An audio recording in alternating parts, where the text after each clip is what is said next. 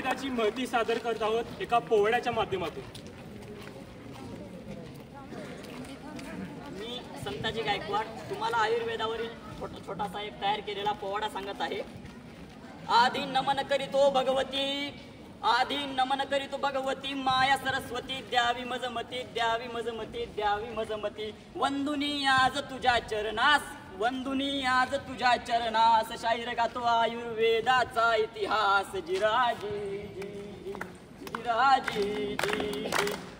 धन्य धन्य चरक सुश्रुत, धन्य धन्य चरक सुश्रुत, संहिता लिहिल्या त्यांनी थोर, ज्ञान दिले त्यांनी मोलाचे, ग्रंथ लिहिले ते हिताचे, साधू ते थोर भरत भूचे, भरत भूचे। जिराजी जी जी।